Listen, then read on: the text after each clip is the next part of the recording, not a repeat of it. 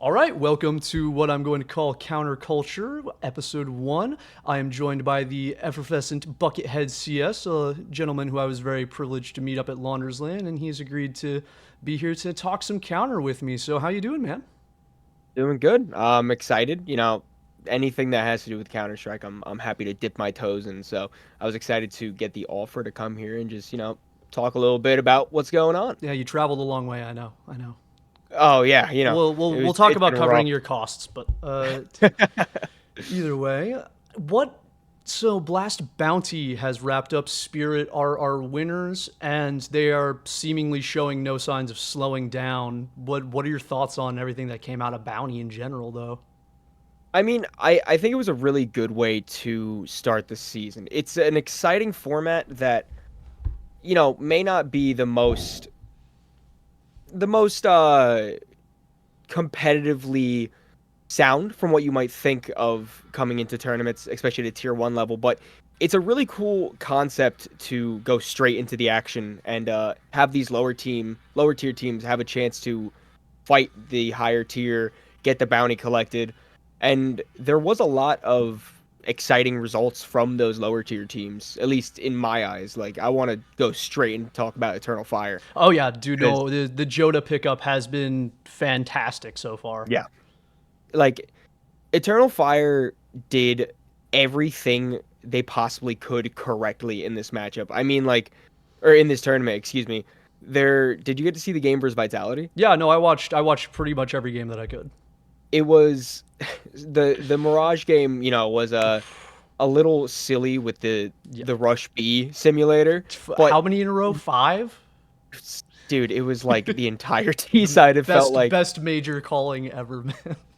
but Xantares' performance, along with Hota, the young guy, Woxic having a great impact over in the op. It's really promising to see, a team like this compete against a Vitality, a G2, albeit with new rosters. A player is still a new roster to me at least.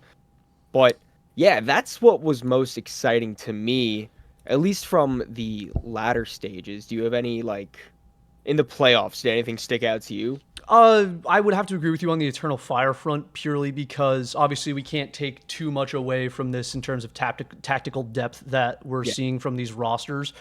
But seeing that Eternal Fire, a team that we don't expect to be a top five team in the world, was able to hang in and have that comeback on map one of the grand final, showing that, as long as, even if Zontaris isn't there, Joda and Woxic are capable of, holding on the line until he gets into the game or till Wakadia gets into the game. And, Woxic, especially ever since they ironically introduced, the left handed model, he's been on a tear again. And it's been fantastic to see. But on the other side of their opponents, I think something everyone's going to be talking about is Chopper's individual form was, he was above. I think he was just a 1.5, maybe a 1. Just he was over 1.0 for Yeah. the event, which he was the only real major IGL to do that. I think Apex was as far down as a point 0.4, but seeing him come out with with his breathe right strips and kind of have an individual resurgence in form after the sort of questions that were beginning to build around him and Magic's before the major last year is a dangerous sign for everyone else, I think. Yeah, and speaking of Magix, I think he's starting to find his form and prove his worth. Like back in the day before Donk got that promotion, Magix was always a solid player. Oh yeah. And he was never like, any sort of superstar as he mostly does more support things, but he was always solid and he would get you whatever you needed whenever you needed it. And since his performance at the major, albeit only two tournaments, you know, the major was only possible with Donk and Magix. Magix had a great form there, and going into this tournament, he's continuing that. And I think that if that is a performance level that he can try to sit at and keep that steady, Spirit aren't gonna have this whole start the season really strong, have some weird results, finish the season really strong. If Magix and Chopper and Donk are all at that level that they showed here and at the major, like this is going to be a team that carries through more than just a tournament or every two tournaments. This is going to be a team that they won't have a down period, and that's kind of what I hope for. I don't know if you saw Donk's interview, but he said he was looking. Well, first of all, he said that he hates when he plays bad because it Yeah, means they're his like, team. sorry guys, I need you to do a little bit more than the bare minimum Like, oh, I to. can't get a Sorry 1.7 this map. guys. I'm only 1v3ing Navi, not Yeah, 1v5ing. I'm so, like, but he what just a said. kid, what a guy. I think it was today. He was like, "Yeah, my goal for this year is to have 10 MVPs or something," which is first of all What's the crazy. most in a 10, single year, I wonder? I I would don't know that assume off the it top of would my have to be like head, but it would a have to be simple challenging it. year. Yeah, a Yeah, simple like or a device year. yeah, but like I don't know.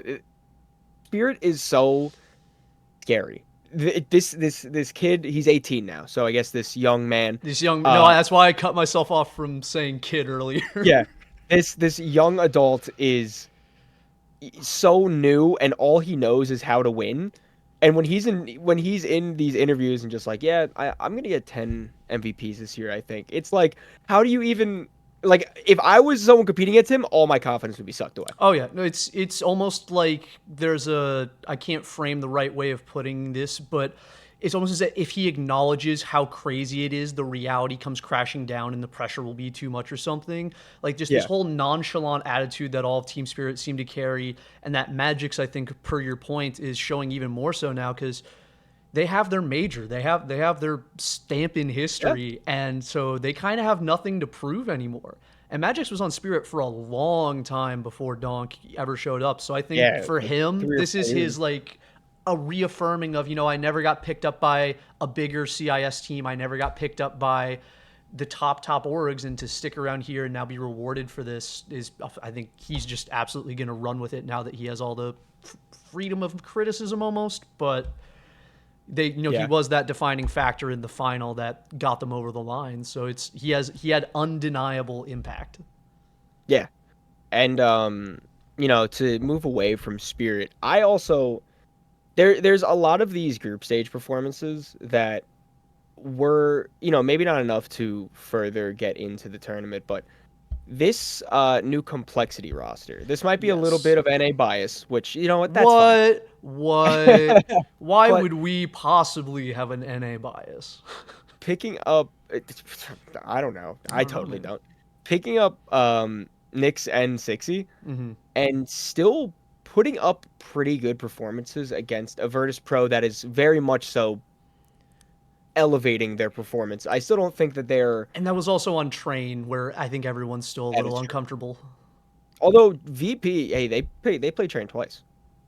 They may have choked it a little bit against Vitality, but they did play it twice. No, So there. Some teams are trying to learn it, but yeah, I think you definitely saw with CZ and Nick X that there's definitely some potential there, but they're still learning. All the systems, still learning their rotations, where to yeah, be aware. There was a couple of moments where they were very clearly caught out, like not in transition, but just being somewhat disconnected from the narrative of the round. And obviously, yeah. JT and TC will help adjust that with time, as if there's anything that we've known that duo to be able to do for a long period of time. Yeah, I'm just more so pleasantly surprised because I feel like there was a lot of conversation around this complexity roster heading into this tournament and kind of everyone being like, "Oh, they have no chance, like they're going to get stomped out." So, having only play 2 maps, but both those maps go down pretty close to the wire. I think they were both 13-10s. It's more promising than I was hoping for, at least. No, I can agree with you there, and especially a lot of people like to have this live and die by a liege narrative for complexity. But before he even joined, I've anyone who's met me in person, and I think I even said this to him, the guy himself. When Fang was still on the roster, they almost upset Grand Slam major winning Navi a couple of times. Yeah. And so the foundational pieces of this team are capable of striking at the highest levels. It's just that their consistency for the past year just sort of vanished. And I'm hoping that this sort of younger lifeblood and, getting two new guys in the team will give them that fresh face to hopefully overcome that fragility. I really hope so. And you brought up a liege. I want to know phase for you. How Yeah. how how are you feeling about this phase roster? Because I definitely think like they're at a pretty good level with Elige. He seems to be slotting in pretty well. There's definitely some comfortability levels that you can just do the eye test and see. But, what do you kind of expect out of these guys? I mean, I was going to ask you actually a very similar question because one of the things that Yeah. we saw at this event was that Rain is sort of taking some more anchor positions. Yeah. And obviously, when you have such a sharp, pointy stick like a Liege, you want to use him. But I think that, if there's anything that we've known about Kerrigan and FaZe, it's that he gets the most out of the pieces that he has. And I think that they'll still need some time because Elige is a very vocal person. Yeah. And him finally making that step from the North American ecosystem up into a truly elite European team. We don't know, obviously, behind the scenes. We'll have to look at VODs or look at videos released by the organizations of how much Elige is taking a role of leadership within the team, where he is no longer the most experienced, but more in a group of peers. Yeah. Yeah, no, for sure. I mean, I think that this is a really big step for someone like Elige, who he has competed, at the very top. He was on Yes, a no, Grand Slam Grand liquid. Slam winning team, but making that move to Europe is still going to be such a different environment. And I have no doubt that he has the mental for it and the mechanical skill for it, but it's going to be a matter of time where like is Elige necessarily a good fit on FaZe? How is his mental tilting background, Right. Is he going to be able to if assert that's gonna play himself? into it? Yeah, and that has me a little nervous. I think there is literally no way to know besides just waiting to see what No. happens. But, No.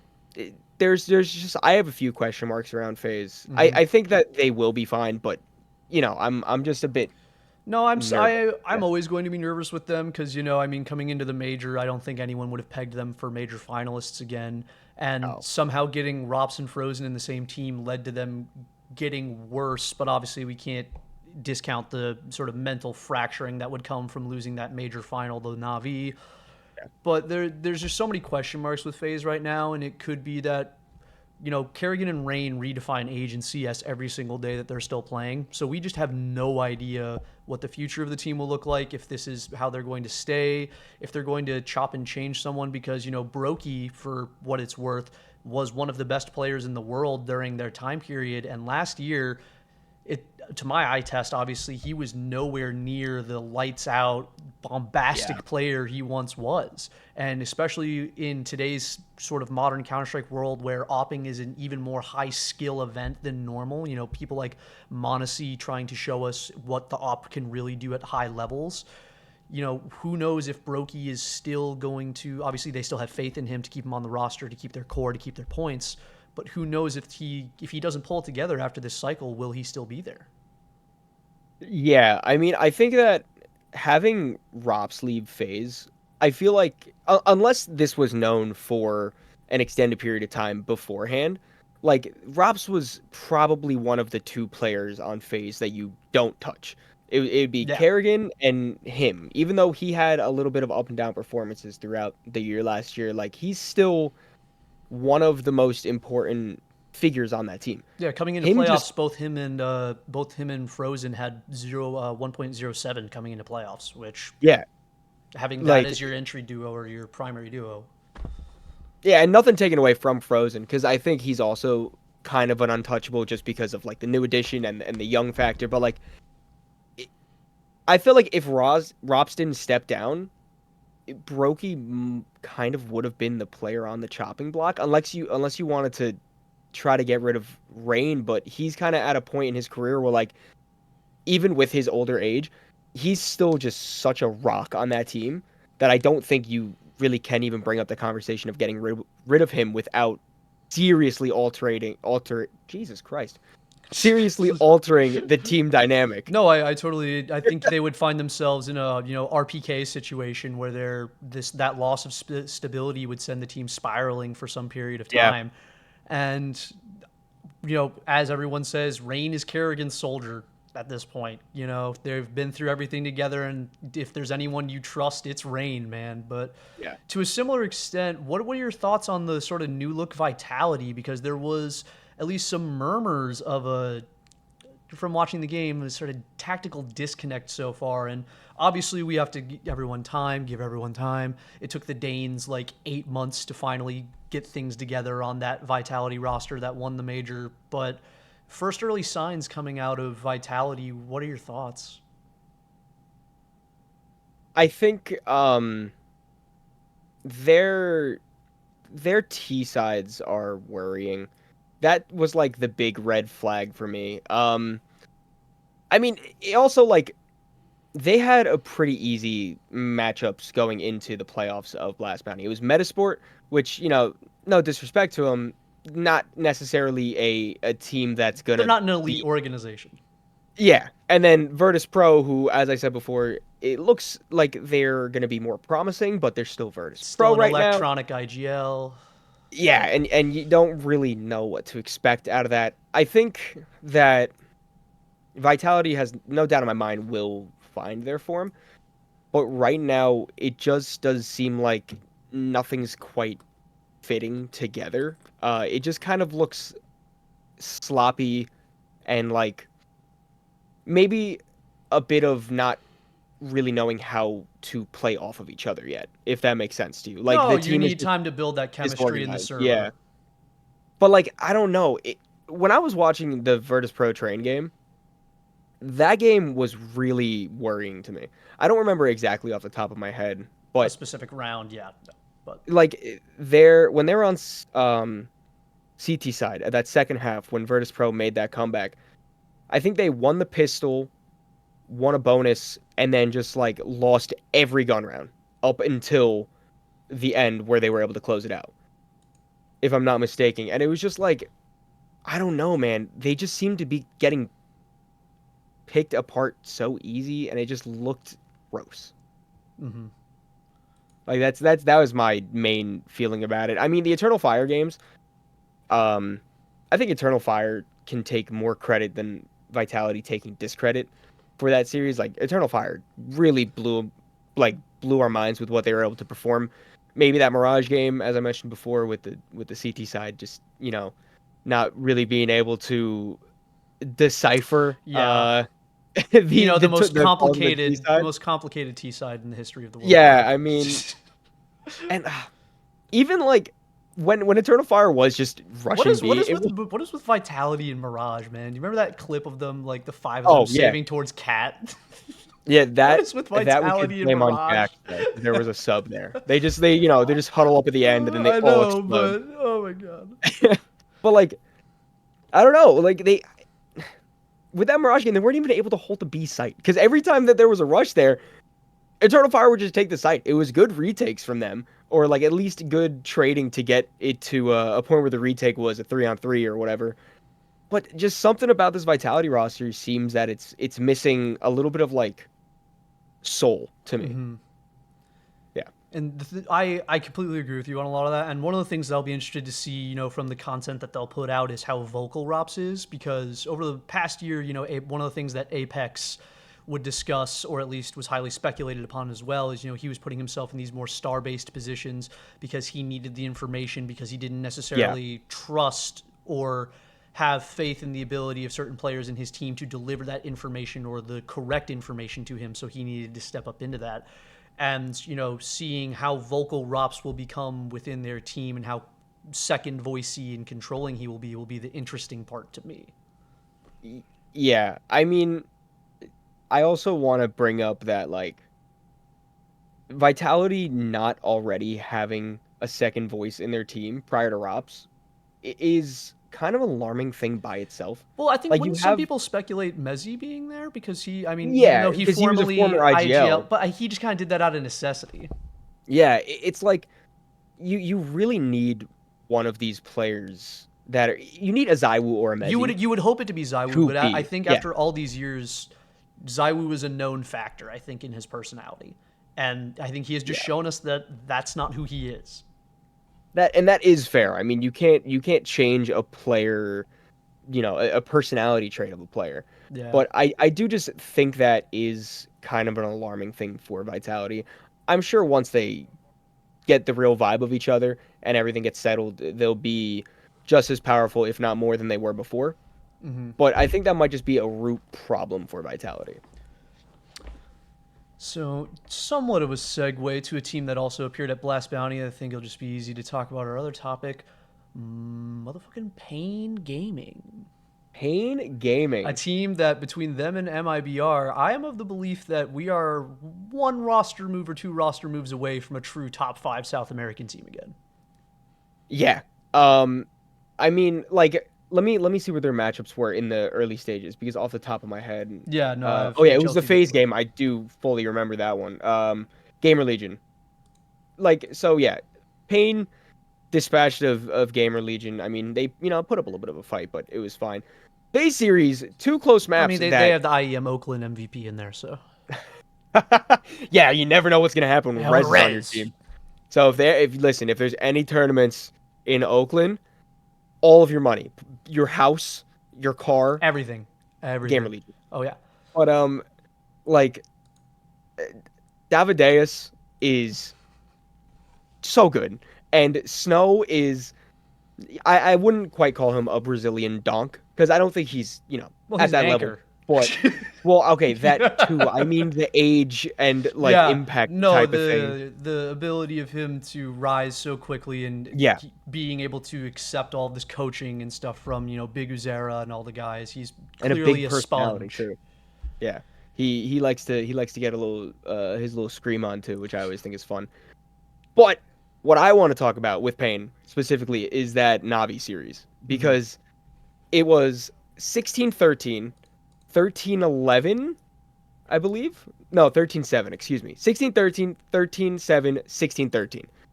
Um the map that Pain were able to win, they did in a convincing manner. That was on Nuke. Um that I mean that obviously is one of their best maps, so you'd Oh yeah, expect them to play the best on that map. But like winning against the team of the year on 13-7 is pretty good, and then forcing overtime on their map pick and the decider map, they and just also having they like also started individually, they also started yeah, with 6 rounds in a row on the T side against them. yeah. Like they, This team has potential to like shoot to the moon. And honestly, I think a lot of the credit needs to go to Big Azera. I know he does get a lot of flowers to begin with, but his impact as an IGL and also being able to put up numbers, it can't go understated how mhm. important he is to this team and how he impacts the results that they get. No, I completely agree with you, and especially even from a personality standpoint, he's very clearly also a glue guy within the team, which is something you would love to have Yeah. as your leader of men IGL. Because I'm pretty sure the story was that he and Kawaz shared a cab together, and that's how he recruited him into Pain because they just got along so well, and Yeah, they're just that's boys. they're just boys, and now they're doing incredible, and to see them their opening matchup is going to be up against Virtus Pro for the Katowice play-ins, and I think that's a very winnable game for them. Yeah. I mean, I don't know if you would want to. I guess they're not the underdog because ranking wise, Pain is above Virtus Pro right now. But like that's their little group in Kato Yeah, to get straight through is it's Pain, VP, Saw, Gamer Legion. Pain should just fly through that. they Like should be I lock, don't see stock, a and barrel. world where yeah, I mean maybe we need to see how Saw's gonna do with this new roster and having a little bit more time to practice with that. But like realistically, Pain should just body everyone there because their form is so impressive right now, and individually they're so impressive right now. And I also think they really match that perfect balance in the modern day where it's sort of we're kind of shifting away from less serious roles and trying to focus a lot on firepower right now because everyone has Yeah, to catch up to Donk. And I think they're at that sort of perfect medium where Big Uzera is very clearly I think it was they played Ancient against Navi, and those duels in mid between Pain, I don't remember who the Pain's mid player is. It might have been Big Uzera, but between Ema and whoever the mid player was for Pain, just some super high level Counterstrike is being played. They have the tactics, they have the firepower, and they have more than enough firepower, in my opinion, to absolutely contest. And so it's just a matter of that adoption and slowly them building that chemistry. And I'm very excited for this team. And then obviously, one other thing, obviously, that I wanted to talk about was MIBR. And as I looked Mhm. into them, sort of preparing for this, you and I came to a very similar realization that, dang, everyone on Pain is just sort of better than everyone on MIBR at the time being, except Yeah. for Asani. And so that's kind of the next lightning in a bottle move, is either getting someone into MIBR of equal stature, or the more likely option is buying out Asani, which I'm sure would be absurdly expensive, and either Yeah. dropping him into Furia or Pain. Because if you give me Asani and Quesarado or Asani and Davideus, that I think that has to be up there with one of the hardest firing duos in the world if that can come Yeah, dude. together. Yeah. I mean, he he really like he first started to show like this crazy form, at least against these, bigger tier one teams. I remember at the major when he just like absolutely ate. Oh wait, who was it? Was it they were on Anubis? I don't remember the game, but the dude was like 30-5 or something crazy at some point. Yeah, and didn't they still lose? Yeah, That was the crazy part to me, was that like he was tripling every round or something, and they were just still losing.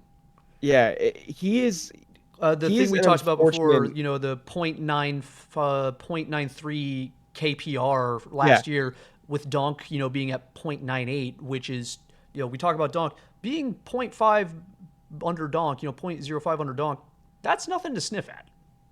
no, and he is such an unfortunate product of the contract hell that is going on in Brazil, where these players are just stuck. They sign these contracts and there's no willing to budge or to buy out, and it does do a lot of damage to these players.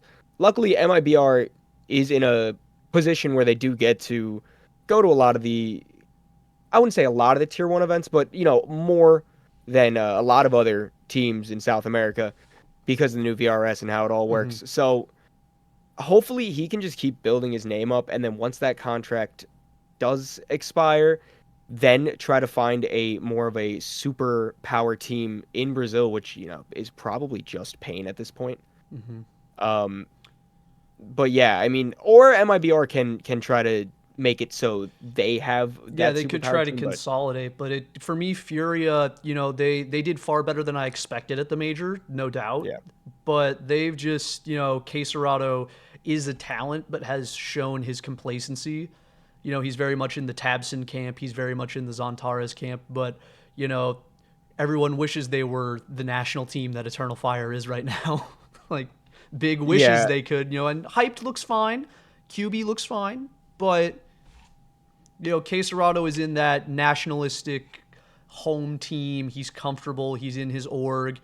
And the fact that we are talking about a team that could potentially be world beaters coming out of South America that doesn't include him, I think is even more interesting. yeah. I mean, because it's a hard dance around like realistic and probable, and then what you actually want. Like Case Serrato, obviously, he's still one of the most beautiful players to watch in the game, and he has so much impact, and that can't go understated. But the harsh reality is that, like, and it's not anything bad, but he's happy where he is. Like, Yeah. he doesn't need to fight for these trophies. I mean, he's still going to try to win them, but he could put himself in a lot better situation if he wanted to.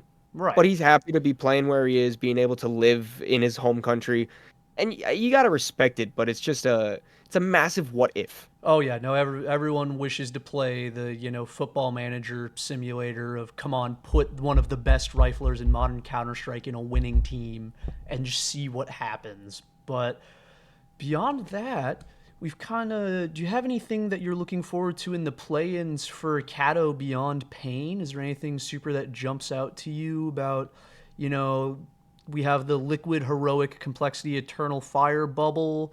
We Yeah. have the, similar to how we just talked about Pain, coming out of their bubble. MIBR has Astralis, FlyQuest, and 3D Max, which realistically I think it should be FlyQuest versus Astralis for that, but MIBR has shown some grit. Yeah. So I don't know. The Kato plan is going to be a pretty big deal. I am excited to see this revenge match, Liquid versus Heroic. Heroic making Liquid miss out on the Blast Bounty finals LAN part. Yeah, The playoffs. playoffs. There we go. That's the word. I don't know. Um, Hey, it's that'll not be a it's not good blast revenge groups. game. No, it's not blast groups. Thank God it's not blast groups. But that little grouping up there, I think, has a lot of potential to, mess someone days up. Obviously, Complexity is the weakest team there. I think they're gonna have a really hard time getting out of that opening round group because they're either gonna play Liquid or Heroic in the lower bracket, And Eternal Fire have their presumably. momentum. Yeah, I mean, I don't see Eternal Fire dropping this to Complexity. I I love to don't sing the either. I complex love them, but the no. I love to sing the praises to Complexity, but there's not a chance that Eternal Fire is not gonna, at least run through that first round, if not both of those rounds, and go straight into Kato. It'll be very Another interesting. team, another team I'm interested for is Wildcard. I gotta say, they didn't do the best at Blast Bounty. They No. actually didn't win anything. They lost 2 maps to Astralis, who looked surprisingly uh, pretty good, but their grouping is Big, Imperial FE, and Furia. Imperial FE don't have their IGL, Which which is was, going to be, one of their two shining stars of their yeah, last game. that's going to be a huge loss for them.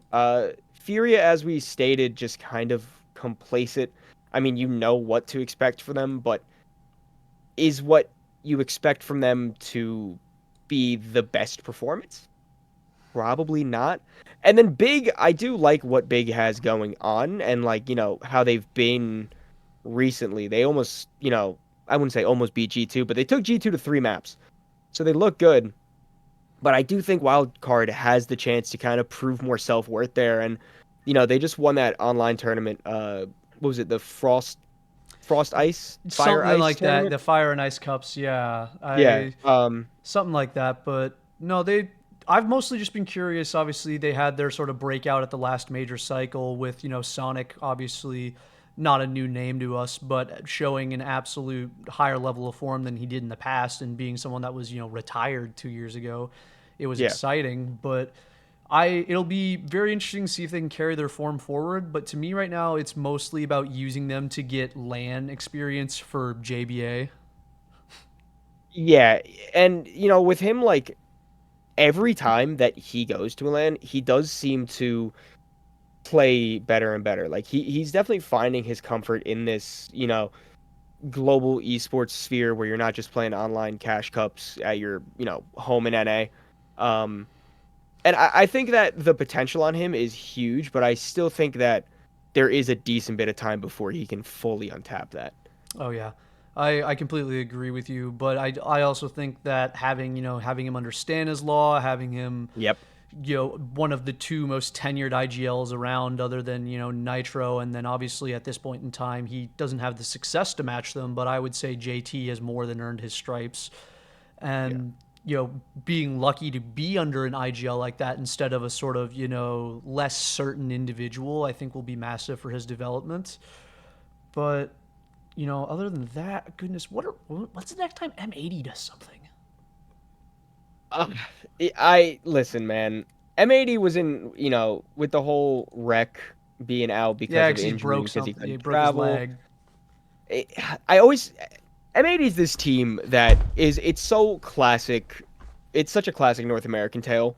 Even though they have 2 Germans now, No, but 3 because of the stand-in. But it's like you're almost there. You almost get it. You're right there. You're this close, and then it just gets taken away from you. And it feels like that every time they are in anything, and it sucks.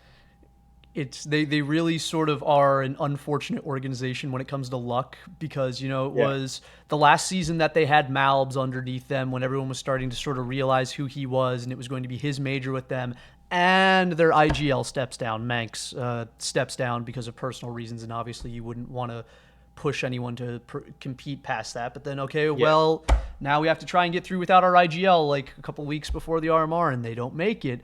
And then now they lose Malbs out to G2, and so their next major cycle is them still betting in Lake. And, it just feels like a series of unfortunate events for them. I will definitely say, though, Malbs is, now on the global stage and a world-class player, so replacing him is really rough, but I'm quite impressed with Lake. I think that he is really doing the best with what he has, and I feel like he doesn't get his praises sung enough, because M80 just seemed to always fall slightly short. But his impact in that team, from what it looks like, is huge. He's a huge personality on that team, and he's always there to just pick up 1 or 2 important kills when you need it. It's impressive to see him just always somehow battle back for every game for his team, and I think he is the next up in NA. I think I put him over Jam. Yeah.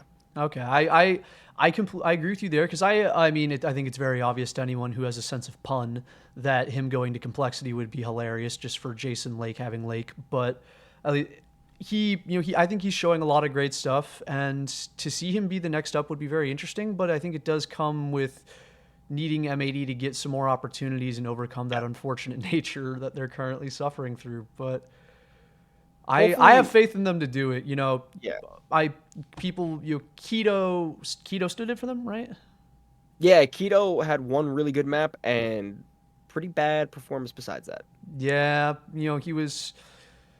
Is M80 just junior big at this point? Because we have Sin, Slacks. Like, we have 3 Germans. And that goes back to my personal issue with Big, thinking that I think they should have bet on youth. And they imagine if Hyped or Slacks, but imagine that we didn't have Tabson and they had Sin in there right now. Oh, dude. You know what?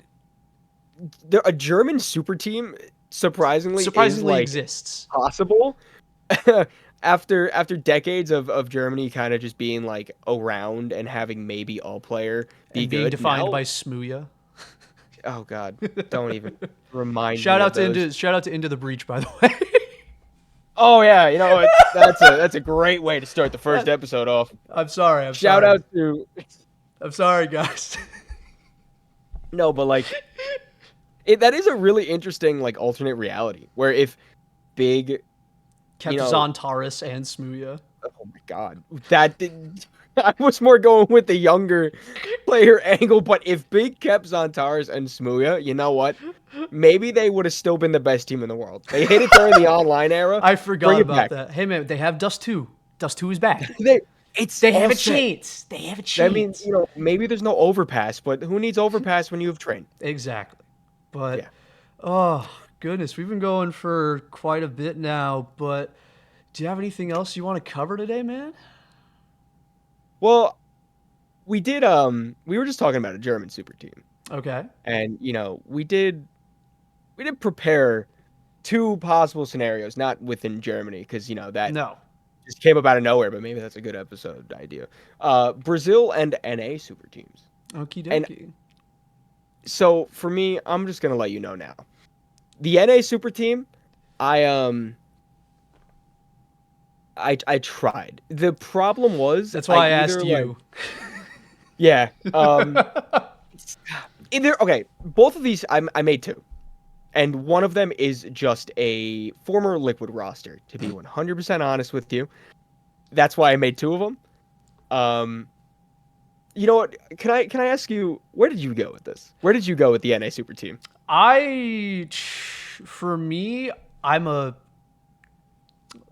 want to keep recycling old parts, but I feel like it's hard to go better than Nitro for an IGL. Yep. And we don't, I think OC is still a great opper, but he is not an elite global opper. I think that is an undeniable fact at this point in time from his tenure. But I think he's, had his time back in the throes of Tier 2 NA, and he is more than hungry enough to give it another shot. And I think he is also more than deserving. And when you look at, the competitive history that Nitro, former Liquid, OC, former Liquid, Grim, former Liquid, but never all at the same time, I think that they could come together with those guys, pick up Hexed again because I'll always be a Hexed believer, and that's again my bias because I love Hexed. He's No, yeah. Dude, I had the chance to talk with him for a little bit at Frag, Kansas City. I couldn't think of the place. He is such a cool guy, and his family supports him in every game. Like you'll yeah, no, always his see them in Twitch mom, chat. yeah. And his grandma too. It's so adorable. It makes me so happy. I know it's great, but I'm mostly I'm there, and then I would probably take Lake again in there with them Yeah. to just give him all the star roles because I think that we're kind of it's sort of like what I would call Copenhagen Flames, how they were the sort of middle children of Danish CS at that point in time. You know, they weren't heroic, they weren't Astralis, but they weren't terrible. And I feel like that's where we're kind of at, where we have these sort of disparate middle children of North American CS that were parts of a generation that never got its feet underneath them. And I think that they've all sort of developed enough to sort of be where they are now. I'm actually pleasantly surprised you went with a very different direction than I I'm did very for. interested. I mean, you're the caster. You're the nose to the ground. That's why I Oh wanted to yeah. hear yours. Listen, man. You know me. So What? It's all Foxtrot. the first Oh, it's that and Lycus Empire. That's all I know. No, but the first team I made, I'm surprised that you didn't have NAF or Twist. Well, I don't consider them NA anymore. They're basically European. You know what? That is a really fair. So my team, the first team was OC, Twist, NAF, Legion, Nitro. I just took like the best of that I could think of, and then I looked at it and I was like, oh, that's Liquid. So I changed it up. I did keep OC, Twist, and NAF because I think for their worth, there's no one better in the scene than them. OC is the best opera in North America. You could Without a try to go doubt. younger. Yeah, you could try to go younger and find like a potential prodigy, but I mean, once you get working with like the slights in the world, nothing against him, that's not a team that's ready to compete at tier 1. There's no way around that. No. Um and then I also kept Twist and Nafs because like Naf best anchor in NA. Twist can do literally anything you need him to, and they're just a staple. I think any super team is gonna need those two. Absolutely. For me, For the IGL, oh yeah, no, go. no. See, I always saw them. I've always had this pipe dream of Twists and Naf finally realizing maybe we're not, in like a couple of years, maybe we're no longer the best of the best of the best. Let's grab us, Hexed, Fang, and some random bumfuck Canadian opper and just make the real Canadian org that I've always wanted. Dude, oh my god. Yeah, you know what? Just completely get the United States out of the tier Yeah, 1 because scene. then Just get a like Canadian we team would because be it fucked. probably We would would be be better. so screwed. We would be so screwed. But sorry, continue with your Um, other one, with your oh IGL. yeah. For my IGL, I had two options. Because one is an up and comer, a young player, and one is someone who is tried and tested, and I think definitely can get back in the top tier. Him being Stanislaw. His work in the past with that EG roster, it might be biased because of the whole 2019 New York thing, but like he was the IGL for the best team in the world. Whether or not that was for a long time, he was still the number one IGL in the world for a short period of time, and that's nothing can ever take that away from him. And his current work with Wildcard really has impressed me. Obviously, the European imports makes it easier to look good as an NA team because there is just a higher level for opping and for understanding of the game over there, unfortunately. But without Stanislaw, that team still is just a bunch of young kids trying to make their way in the world. He's 30, he's a little bit older, but he has the resume to back up anything. And I think, honestly, if Team Liquid, wanted to step away from Twist IGLing and they That's what needed I another wanted. American, yeah, if there's no reason why Stanislaw can't go there. I wanted when I heard they were bringing in Nerds, I wanted them to cut JKS, have Twists go back to being a star rifler, and bring in Stanislaw.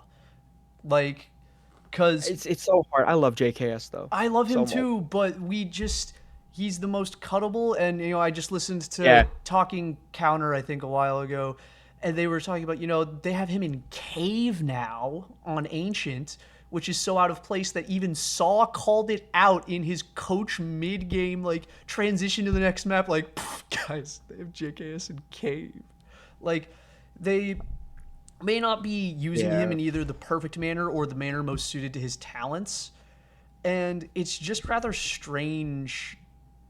I get that we've seen so many star riflers and star players take up the IGL mantle over the past couple of years and flounder, and I understand that Twists learned at the foot of Kerrigan, but I just think he has so much more left to give. And when you have someone who could possibly be one of the only two IGLs in North America to actually command the respect of NAF and Twists potentially, yeah. I think that's something you'd have to try. Um, I want to know your opinion on the other IGL I had. How do you feel about Walco? I don't know how to feel about Welko. I watched so much of his stuff in, EG, and then he was in NRG before Nitro came back, right? Yeah, Yeah. And, you know, I unfortunately suffer from the lack of having a professional Counter-Strike experience. So I have all these intangibles and things that I think are important when it comes to being a leader within a team that come from traditional sports that are very difficult to gauge from an outside perspective. And so yeah, all you can really gauge with someone like Walco is their results and how they look in the server. And I never saw anything that truly made me realize he had stamped his tactical identity on the team.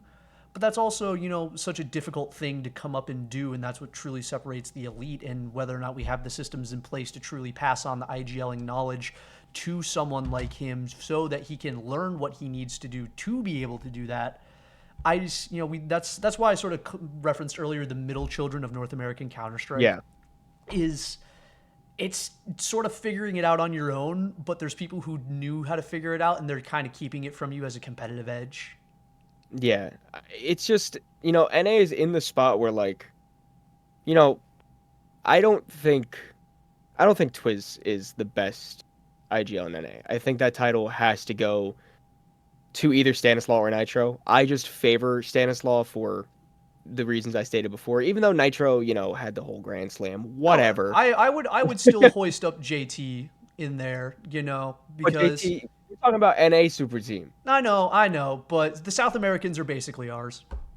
He's Or South sorry, African. South African. I meant. That is true. I mean, Him, Sonic, and besides TC have been here for so long. yeah, and I mean the only other South African player I can think of off the top of my head is Black Poison, which is a crazy shout from 2014. That is a crazy shot.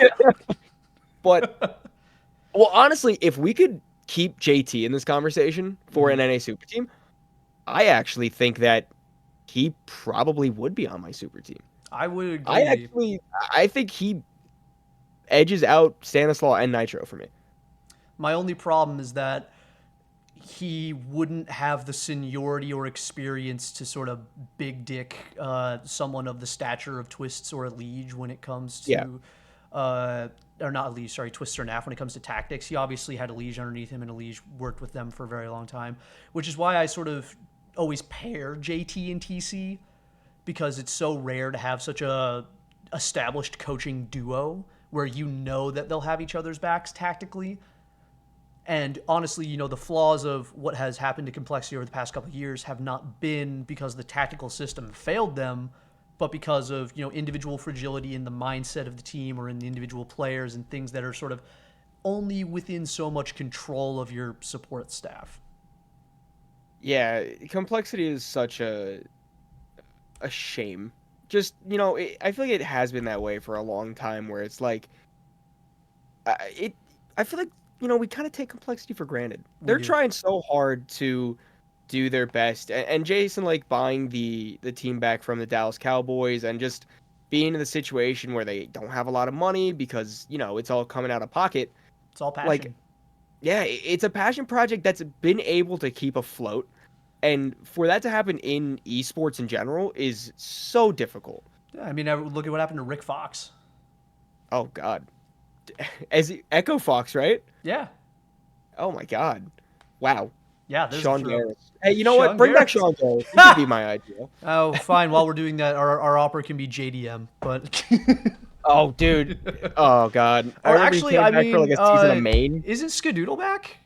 Isn't he playing with Doodle is back. Steel? I know that he woke up and simply chose to be a different player on the day of the major final, which is today. Happy national holiday. But but you know him, Steel, Swag now Brax, like They are all unbanned as of tomorrow. I Well, thought. at Well, least Steel Steel is was the back. 27th. I thought. Maybe. Either way, Within by the time anyone sees this, they'll be yeah, unbanned. they're unbanned, and I don't know how that's gonna work out. Obviously, Steel is filling in for what's the name of that team? It's a new org that I'm gonna pull up ECL because I can't think Yeah. about it. Well, whenever I think of new orgs, I think of that one red team that does a lot of like 40K and Viking themed promotions. That's the one that's sticking in my brain, and I know that's not who he's playing for. But Marsborn. oh, okay, never mind. I was right. He's standing in to get the VRS points, Yes. and then I need to see their matches to see because I'm actually painfully uninformed about this. Yeah, Steel Chop Modem Wolfie minus Okay. right now. So I think that I mean, do you think realistically Steel's gonna come back to full competitive play? If I were him, if I were him, you just got hired to be an analyst at Katowice, That's what I'm thinking. And that and ban unlifted him to work majors. It wasn't just to play at majors. yeah, no, he can. So he's very. We have an American major this year, which he will Yeah. almost certainly work, in my opinion, in some capacity, even if it's not on the desk or if it's on, doing something for the broadcast. I'm sure he will be there, as they will attempt to infuse it with North Americans up and down. And if I were him, he gets to be a part of the competitive scene again without having to grind for it. It all just kind of depends on how much of a competitor he is at heart. Yeah. And I don't know. I obviously don't know him personally, so it's really just comes down to whether or not he has the desire to win trophies again and wants to compete, or if having the knowledge that he is able to become a respected individual within the community again without having to compete and still participate at the highest levels of broadcast, that's pretty chill. Yeah, I mean, I don't know if you've seen any of the clips on him playing FPL, but Steele's definitely still got the competitive fire behind him. It's just a matter of like, if I'm in his position, do I really want to put all the stress to be a tactical leader in a team and travel the world? It's Yeah. so much easier to just, you know, from my point of view, analyst work and casting work, you just kind of get to watch and talk. And that is so much less stress on someone than actually playing. If I'm him, that's what I'm doing. I don't know if Steele's planning on, not Steele, Swag is planning on coming back or Braxt.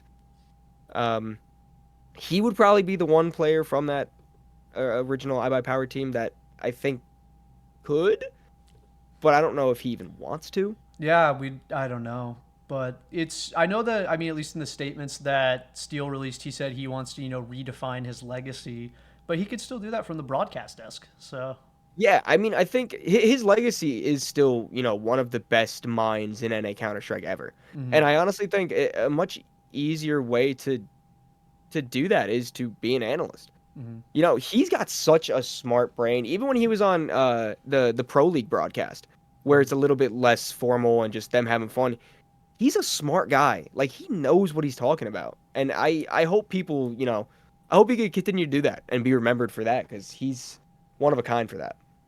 Hell yeah. Oh, well, we've been meandering, and I tried to end it early for some reason because I'm terrible at this new hosting thing. But, oh, thank you for taking all this time out of your day to talk to me, man. This was a blast. Yeah, dude, I appreciate it, and I'm just here to have fun, man. I appreciate it. But if you don't have any, do you have anything else you want to plug? Do you have any? I know you have some upcoming stuff. Do you want to tell people to keep an eye on your Yeah. socials?